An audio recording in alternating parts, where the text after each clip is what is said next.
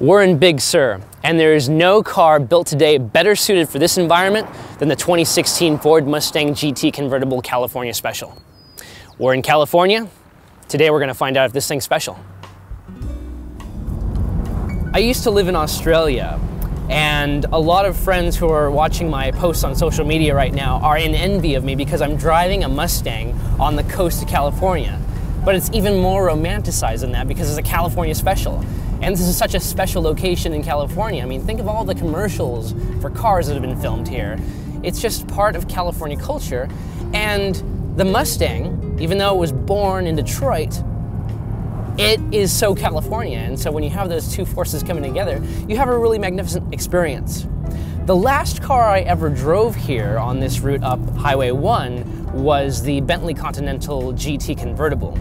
And I loved that experience on here because it was taking the pinnacle of luxury to the coast. And that was awesome. And I was thinking, okay, if I have a more sporty car that isn't as luxurious and I'm caught behind all the traffic that you get on PCH driving up the coast, it's gonna be torture to me because I'm gonna be wanting to drive that car really fast. Well, now I'm in a car that's not as luxurious as a Bentley. It's more sporty, I would say. And I'm caught behind a Dodge Journey going 33 miles an hour in a 55 mile an hour zone. So, am I going crazy right now? The answer is no. I'm still having a fun time. You have all this beautiful scenery and you've got 435 horsepower from the 5-liter V8 ready to just haul ass once this Journey gets out of my way. Okay, I'm not saying it's all perfect when some slow car is in front of you.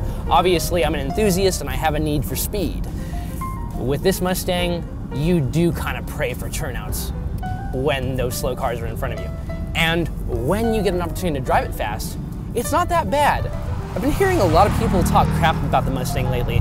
Now that the Gen 6 Camaro is out and it's based on the Alpha platform, and there's a lot of good engineering in that platform, and I've driven a bunch of different variations of the Camaro and I've really loved them all.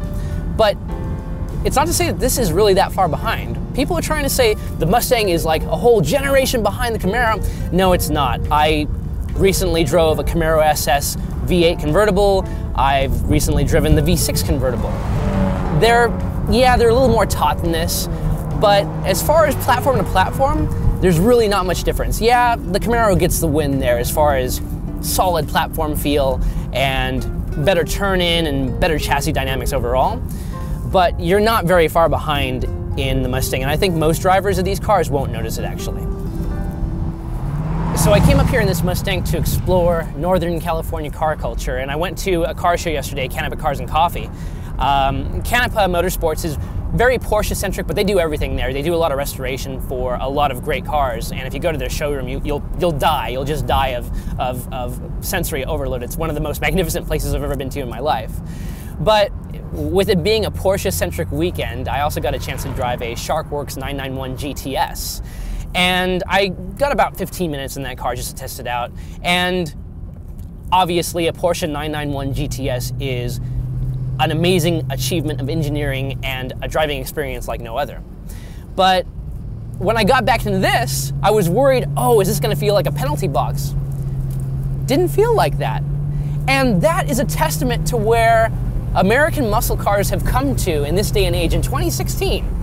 You can drive a 400 horsepower 911 and then get back into American muscle and not feel like you're penalized. Sure, it's heavier, it doesn't want to play ball as much as a much lighter Porsche, but it doesn't feel like you're going a world away. Back in the 90s, in the Fox body generation, especially back in the 70s too, it would have been a world of difference. It's definitely different, but it's not a world of difference anymore, and you're still having fun after you get out of that Porsche and get into this.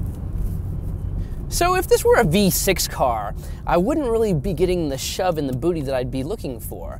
But with a V8 Mustang, you just hit the throttle, and a wave of V8 torque sumptuously licks your nether regions. It's wonderful. And even if I'm just cruising along at, let's say, 35 miles an hour, and then I just hit kickdown, nice shove, and it just gets the enthusiast in me alive. That's really nice. everything that you get in addition to the removal of the roof far outweighs any cowl shake and structural rigidity or lack thereof that you're gonna find in this car. I promise you, it does not interrupt the driving experience. I have been driving this car on the canyons just a little bit inland of Highway 1 by Santa Cruz all weekend long. It did just fine.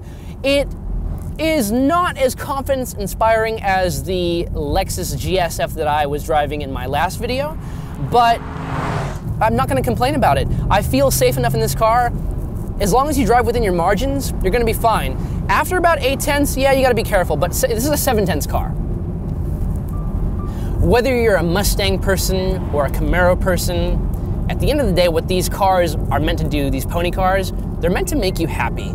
And you can get caught up in the details of what these cars lack, but really what a modern pony car does is make you happy. And yeah, no car is perfect these days, but they're so much better than they were 30 years ago, 20 years ago, even 10 years ago. I mean, look how far we've come. You know what? Mustang guys are gonna be Mustang guys. Camaro guys are gonna be Camaro guys. At the end of the day, they're great cars, and this is a great car. And yes, as I finish crossing the famous Bixby Bridge right now, this California special is making me feel special in California.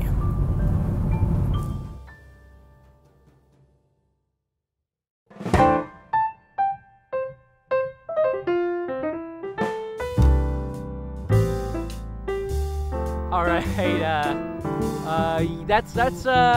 yeah, that's looking pretty good to me. Yeah, it's looking. Whoever told you that you could work with men?